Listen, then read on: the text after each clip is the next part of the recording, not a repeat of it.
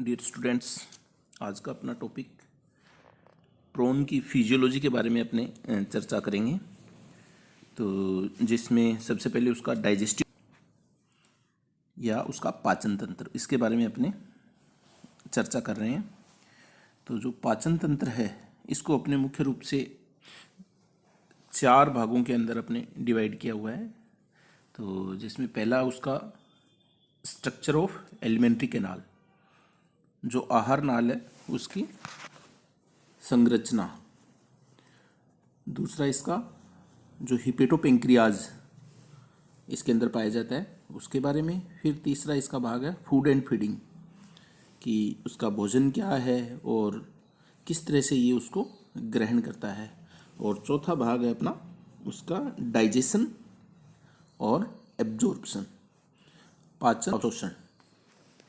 तो सबसे पहले अपने जो प्रोन है, प्रोन की जो एलिमेंट्री कैनाल है उसकी स्ट्रक्चर के बारे में अपने चर्चा करते हैं। तो इसकी जो आहार नाल है वो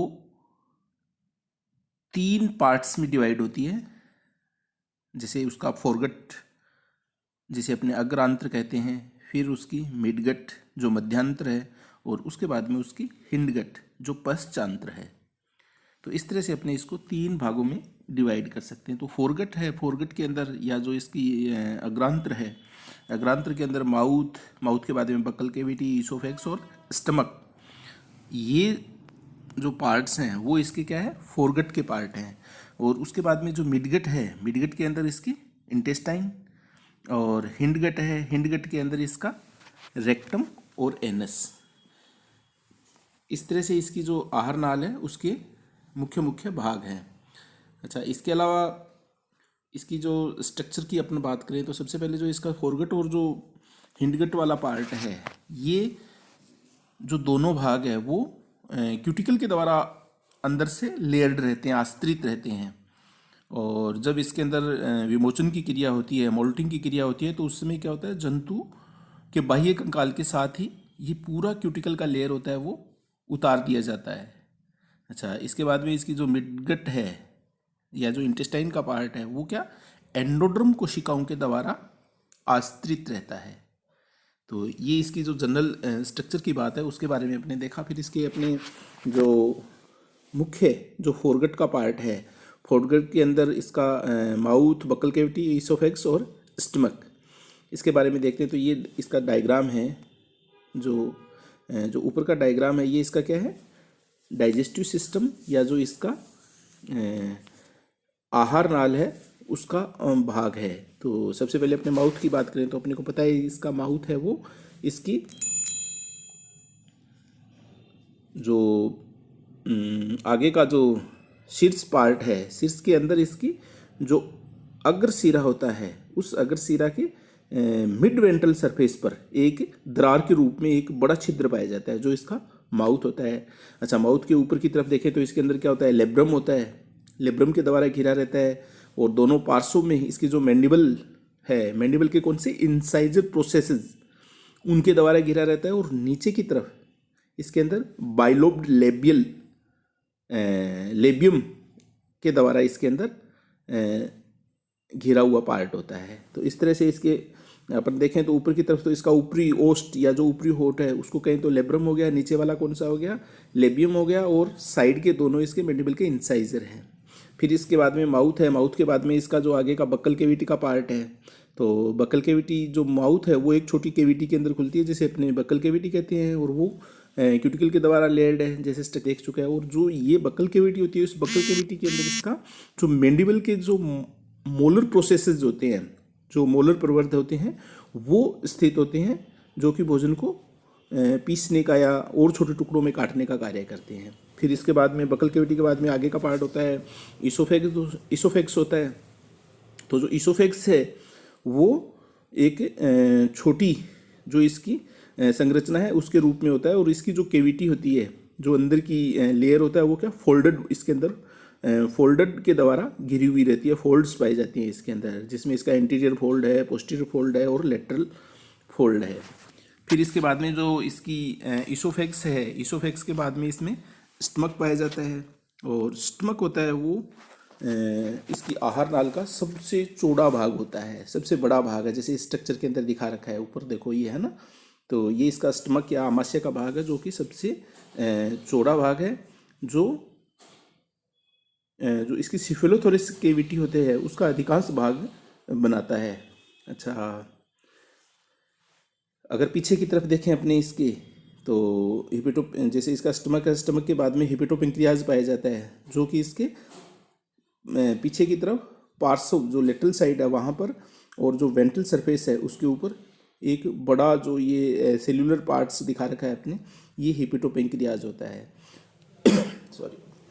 अच्छा, स्ट्रक्चर की बात करें तो आमाशय का जो भाग है वो मुख्य रूप से दो भागों में बंटा हुआ होता है। एक तो इसका कार्डियक स्टमक होता है, जो ऊपर का जो डोर्सल पार्ट दिखा रखा है बड़ा भाग, वो कार्डियक स्टमक है, और दूसरा नीचे की तरफ इसका पाइलोरिक स्टमक है जो छोटा पार्ट है। तो कार्डियक स्टमक की बात करें अपने, तो ये जो कार्डियक स्टमक है, ये जो स्टमक है, स्टमक का अगला थैली के समान जो बड़ा भाग है, और इसकी क्यूटिकल की परत बहुत ही सूक्ष्म और अस्पष्ट फोल्डों के द्वारा उभरी हुई रहती है। अच्छा, इसके अंदर जो ब्रिस्टल या जो इसकी स्पाइन्स जो इसके अंदर पाए जाते हैं वो पाए जाते हैं। अच्छा, कार्डियक स्टमक की जो वाल है, जो दीवार है, वो क्यूटिकल के द्वारा घिरी हुई रहती है, और इसके अंदर विभिन्न प्रकार की प्लेट्स पाई जाती है। तो जो इसके अंदर मुख्य रूप से जो प्लेट्स हैं उनके अंदर अपने बात करें तो जो जैसे इसके अंदर दिखा रखा है कार्डियक स्टमक, इसकी प्लेट के अंदर सर्कुलर प्लेट, लेंसुलेट प्लेट और हेस्टेड प्लेट, ये मुख्य रूप से इसके अंदर प्लेट्स पाई जाती है। तो जैसे इसके अंदर अपने देखें, सबसे पहले माउथ का भाग है, फिर ये इसोफेक्स में जो बकल कैविटी के बाद में इसोफेक्स में आता है, और यहाँ पर ऊपर की तरफ इसके अंदर एक सर्कुलर मसल्स पाई जाती है जो डोर्सल साइड में अपने जो ओपनिंग के ऊपर दिखाई दे रही है। तो ये इसोफेक्स के छिद्र के सामने स्थित होती है और इसका अगला किनारा बनाती है। फिर दूसरी इसकी लेंसुलेट प्लेट, तो ये स्टमक की डोर्सल सरफेस पर स्थित होती है, जो ऊपर की तरफ दिखा रखी है, ये कौन सी है, इसकी लेंसुलेट प्लेट है। अच्छा, इसके बाद में तीसरी इसकी हेस्टेड प्लेट, जो कि बहुत इंपॉर्टेंट प्लेट है, और ये अपने जो प्रैक्टिकल एग्जाम है उसके अंदर भी अपने हेस्टेड प्लेट निकलवाने का काम करते हैं। आपको ये पूरी जो हेस्टेड प्लेट होती है इसको एक्सपोज करना होता है, निकालना होता है। तो इसकी जो स्ट्रक्चर की बात करें अपनी हेस्टेड प्लेट की, तो जो कार्डियक स्टमक है, कार्डियक स्टमक के जो फर्श का भाग है यानी वेंट्रल पार्ट है, जो फर्श के मध्य भाग में वेंट्रल सरफेस पर एक बड़ी त्रिभुजाकार प्लेट होती है, और ये इस प्लेट का आकार भाले के आकार का, जो भाले के आकार का जो एंटीरियर पार्ट होता है, आगे का भाग होता है, उसके समान होता है। इसी कारण इसे अपने हेस्टेड प्लेट कहते हैं, भाले के आकार के कारण। अच्छा, इसके बीच का भाग स्ट्रक्चरली बात करें अपने, तो ये डायग्राम देखो इसमें, तो इसका जो बीच का भाग है वो उभरा हुआ होता है, और साइड के जो किनारे होते हैं वो नीचे की तरफ झुके हुए, मुड़े हुए होते हैं अंदर की तरफ। तो इस तरह से इसके अंदर जो पूरी सरफेस है उसके ऊपर क्या होता है, ब्रिस्टल पाए जाते हैं, ब्रिस्टल के द्वारा इसी ढकी हुई रहती है। और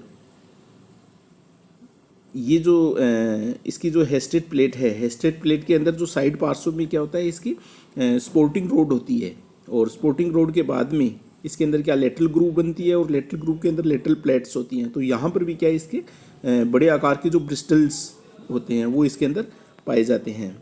अच्छा, इसके जैसे ये इसका हेस्टेड प्लेट का एक डायग्राम लिया गया है जिसमें अपने को सारी चीज़ें क्लियर हो रही है। तो ये जो बीच का भाग है वो उभरा हुआ है, फिर साइड में जो इसके किनारे हैं वो स्पोर्टिंग रोड का निर्माण करते हैं, और स्पोर्टिंग रोड के बाद में इसमें ग्रूव पाई जाती है जिसे लेटरल ग्रूव कहते हैं, और लेटरल ग्रूव के अंदर इसकी क्या होती है, ग्रूव प्लेट होती है। अच्छा, ये ग्रूव प्लेट होती है, तो ये इसकी जो लेटरल ग्रूव का फर्श जो नीचे का भाग है वो बनाती हैं, और प्रत्येक जो ग्रूव प्लेट होती है वो खुली हुई नली के आकार की होती है। अच्छा, इसके अलावा इसके अंदर जो रिजेस प्लेट कहते हैं अपने इसको, या फिर कॉम्ब्ड प्लेट कहते हैं, तो ये क्या होती है, मुड़ी हुई होती है, और ये ऊपर की तरफ जैसे ग्रूव बनाकर, और ग्रूव ऊपर की तरफ आ जाती है, जो एंड पार्ट होता है उसको अपने रिज प्लेट कहते हैं। तो इस तरह की स्ट्रक्चर पाई जाती है। इसके अलावा इसके अंदर जो स्टमक होता है, स्टमक के अंदर जो इसका कार्डियक स्टमक है वो लेटरल साइड से फिर इसके अंदर फोल्ड्स की स्थिति होती है। तो यहाँ पर क्या होते हैं, इसके खुद के फोल्ड्स पाए जाते हैं, और ये इसके क्या कहलाते हैं, गाइडिंग रिज के रूप में होती है। और ये गाइडिंग रिज आगे की तरफ तो क्या होती है, पतली होती है, और पीछे की तरफ से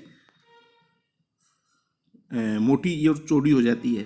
तो जो कार्डियक स्टमक है वो पाइलोरिक स्टमक के अंदर जहाँ खुलता है वहाँ पर क्या होता है, इसमें क्रोस के आकार का छिद्र बनता है। इसके क्रोस के आकार का जो छिद्र होता है उसके आगे की तरफ इसकी हेस्टेट प्लेट होती है, और पीछे की तरफ स्टमक की जो वाल या जो भित्ति है वो होती है, और दोनों लेटरल साइड के अंदर क्या होती है, गाइडिंग रिज के द्वारा इसका जो एपर्चर होता है उसका निर्माण होता है। तो इस तरह की इसके अंदर हेस्टेड प्लेट पाई जाती है। अच्छा, कार्डियक स्टमक और पाइलोरिक स्टमक जहाँ मिलती हैं वो क्या है, इसका कार्डियोपाइलोरिक एपर्चर कहलाता है। और ये जो हेस्टेड प्लेट होती है वो इसी छिद्र का निर्माण करती है जो कि क्रोस के आकार का होता है। फिर अपने जो पाइलोरिक स्टमक है, पाइलोरिक स्टमक की बात करें तो पाइलोरिक स्टमक है वो कार्डियक स्टमक के नीचे की तरफ दबी हुई कंडीशन के अंदर होता है, और इसके भी क्या है, इसमें दो पार्ट होते हैं। जैसे ये डायग्राम देखो आप, तो ये क्या होता है, पार्श्व रूप से, जैसे जहाँ पर पाइलोरिक स्टमक बनता है तो पार्श्व की जो लेटरल भित्ति है वो क्या अंदर की दबी हुई रहती है, जिससे दो भाग बनते हैं। इसके ऊपर का डोर्सल पार्ट होता है जो कि छोटे आकार का होता है, और नीचे का जो बड़े आकार का होता है वो वेंट्रल पार्ट है, इसका वेंट्रल चैम्बर का निर्माण करता है। अच्छा, वेंट्रल चैम्बर की जो नीचे की जो भित्ति है वो फिर क्या होती है, ऊपर की तरफ दबी हुई होती है, जैसे इस डायग्राम में दिखा रखा है। तो ये ऊपर की तरफ दबी हुई है, तो इससे फिर क्या होता है, ये फिर से दो भागों में बंट जाता है जो कि लेटरल चैम्बर के रूप में इसमें होता है। और ये इसकी जो पाइलोरिक फिल्टर प्लेट का निर्माण करता है, और इसके ऊपर भी वही ब्रिस्टल क्या है, भोजन को छनकर या छोटे टुकड़ों में और आगे डिवाइड करके आगे की तरफ भेजने का कार्य करता है। तो इस तरह से इसके अंदर ये पाइलोरिक स्टमक। तो पाइलोरिक स्टमक के बाद में फिर इसके अंदर आता है इसकी मिडगट का पार्ट, इंटेस्टाइन। तो इंटेस्टाइन जहाँ पर पाइलोरिक स्टमक का जो डोर्सल भाग है उस डोर्सल पार्ट से एक छोटी नली के आकार की संरचना निकलती है जो कि इसका एब्डोमिनल पार्ट होता है। एब्डोमिनल पार्ट के प्रथम 5 खंडों में स्थित होती है। और अगर स्ट्रक्चर की बात करें इंटेस्टाइन की, तो ये आंतरिक रूप से क्या होती है, इसके अंदर भी फोल्ड्स पाए जाते हैं, लंबवत या लॉन्गिट्यूडिनल प्रवर्ध इसके अंदर पाए जाते हैं, फोल्ड्स होते हैं। तो ये भोजन का जो पाचन और अवशोषण से संबंधित क्षेत्र होता है। फिर इसके बाद में इसका हिंडगट का पार्ट आता है। तो हिंडगट के अंदर क्या रेक्टम और एनएस आता है। तो ये जो हिंडगट है ये आहारनाल का पश्च भाग होता है, पोस्टीरियर पार्ट होता है, जो एक्टोडर्म के द्वारा बना होता है। अपने को पता है कि एक्टोडर्म की इसकी क्यूटिकल के लेयर के द्वारा घिरा हुआ रहता है। अच्छा, इसका जो एंटीरियर पार्ट होता है, आगे का भाग है, वो फूला हुआ रहता है और उसे अपने रेक्टम कहते हैं, रेक्टम या मलाशय। और इसका जो पीछे का भाग होता है वो नलिकाकार आकार के रूप में होता है, और वो एक छिद्र जिसे अपने एनएस कहते हैं, एनएस के द्वारा बाहर की तरफ इसके छठे खंड की जो वेंट्रल सरफेस होती है उसके ऊपर खुलता है। तो इस तरह से इसकी स्ट्रक्चर के अंदर अपन दोबारा देख लेंगे एक बार कि इसकी जो पूरी इंटेस्टाइन है वो 3 खंडों में बंटी हुई है। आगे की अग्रांतर जो इसे अपने फोरगट कहते हैं, फिर मिडगट और फिर हिंडगट। तो इसका जो माउथ है, माउथ से लेकर स्टमक तक का पार्ट है, ये तो क्या है, इसकी फोरगट का पार्ट है। और इंटेस्टाइन है वो क्या, मिडगट है। फिर उसके बाद में रेक्टम और जो एनएस है वो क्या है, इसकी हिंडगट का पार्ट है। अच्छा, जो फोरगट और जो हिंडगट है वो अंदर की तरफ से एक्टोड्रम कोशिकाएं, इसका मतलब उसकी क्यूटिकल लेयर है उसके द्वारा घिरी हुई रहती है, और जो मिडगट है वो एंडोड्रम कोशिकाओं के द्वारा घिरी हुई रहती है। तो ये इसकी स्ट्रक्चर है।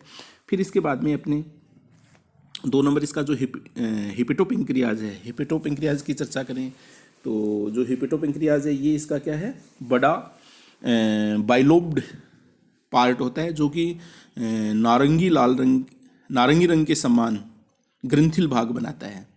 अच्छा, इसके अंदर जो इसका सेफेलोथोरेक्स कैविटी है उसका अधिकांश भाग है वो हिपेटोपेंक्रियाज के द्वारा घिरा हुआ रहता है।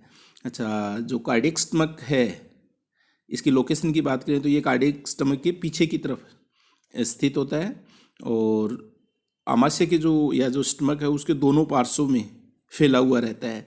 अच्छा, स्ट्रक्चर की बात करें अपने, इसके अंदर जो ऑर्गन्स की लोकेशन है तो इसकी जो डोर्सल सरफेस है ऊपर की तरफ, डोर्सल सरफेस पर इसके जननांग और हार्ट पाया जाता है। और इसकी जो वेंट्रल नीचे की साइड है, जो वेंट्रल सरफेस है, वहाँ पर इसका नर्व कॉर्ड स्थित रहता है। तो इस तरह की लोकेशन है इसके अंदर। और ये जो हेपेटोपेंक्रियाज है ये ब्रांच्ड नलिकाओं का बना हुआ रहता है और इसके बीच बीच में इसके संयोजी ऊतक पाए जाते हैं। अच्छा, जो इसकी ब्रांच्ड नलिकाएं हैं, इन नलिकाओं की जो भित्ति है, भित्ति में विभिन्न प्रकार की कोशिकाएं पाई जाती है, जिनके अंदर मुख्य रूप से ग्लैंड सेल्स, फर्मेंट सेल्स और इसकी जो लीवर सेल्स होती है वो पाई जाती है और बेसल सेल्स भी पाई जाती है इसके अंदर। तो ये इसके अंदर इसकी जो नलिकाएं हैं उनकी नलिकाओं की कोशिकाओं का जो कि इसके अंदर पाई जाती है। अच्छा, इसके अलावा इसकी जो बेसल सेल्स है वो बेसल सेल्स बेसमेंट मेम्ब्रेन के रूप में स्थित होती है, जो कि स्तंभी उपकला कोशिकाओं की बनी हुई रहती है। अच्छा, ये नलिकाएं बार बार परस्पर जुड़कर अंत में दो बड़ी हिपेटोपेंक्रियाटिक डक्ट्स का निर्माण करती है। जैसे छोटी छोटी ब्रांच है वो आपस में फिर जुड़ जाती है और जुड़ने के बाद में आखिर में दो बड़ी इसके अंदर नलिकाएं होती है, जिन्हें अपने पेंक्रियाटिक डक्ट कहते हैं। और ये जो हिपेटोपेंक्रियाटिक डक्ट है वो पाइलोरिक स्टमक के पीछे के भाग में खुलती है।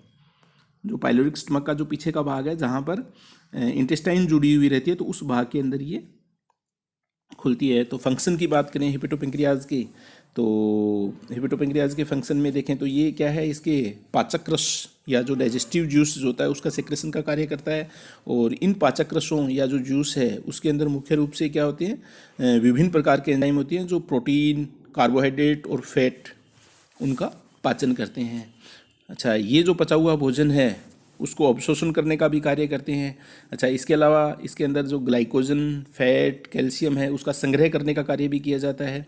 और ये जो इंट्रासेल्यूलर डाइजेशन है वो करने में सक्षम है। इसका मतलब जो डाइजेशन है आंशिक रूप से इसके अंदर क्या है, इंटरसेल्यूलर और इंट्रासेल्यूलर दोनों टाइप का डाइजेशन पाया जाता है। इसका मतलब डायरेक्ट जो एंजाइम्स है वो किसी केविटी में यानी स्टमक में डाले जा रहे हैं और वहाँ पर भोजन का पाचन होता है। और उसके अलावा जो कुछ अर्धपचित कंडीशन के अंदर जो भोजन है वो क्या है, कोशिकाओं के अंदर चला जाता है।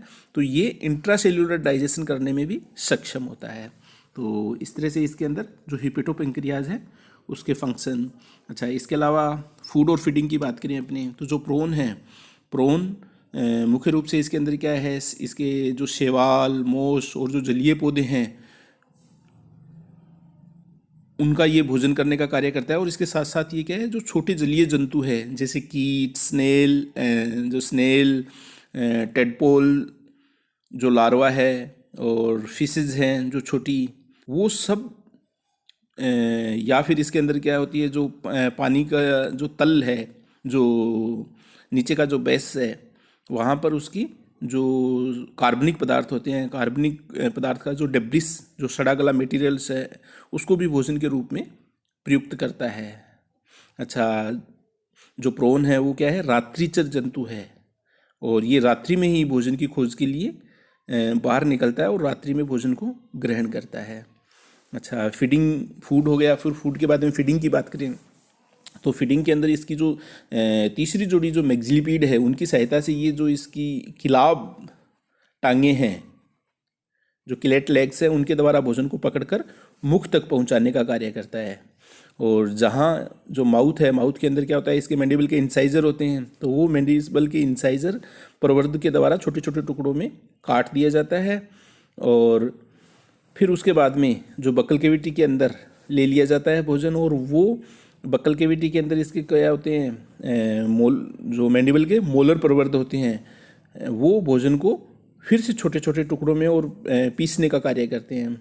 फिर इस जो भोजन को इसोफेगस से कार्डियक स्टमक में पहुंचा दिया जाता है। फिर इसके बाद में जो इसकी जो इसोफेगस है, इसकी इसोफेगस की जो कर्माकुंचन क्रियाएं हैं, कर्माकुंचन क्रियाएं और कार्डियक स्टमक की जो चूसने की जो प्रक्रिया है, चूषण क्रिया है, वो भोजन को इसोफेगस से आगे बढ़ाने में सहायक होती है। तो इस तरह से ये भोजन को फीडिंग करता है और भोजन को अंदर की तरफ ले लेता है। फिर इसके बाद में अपने डाइजेशन और एब्जॉर्प्शन की बात करें तो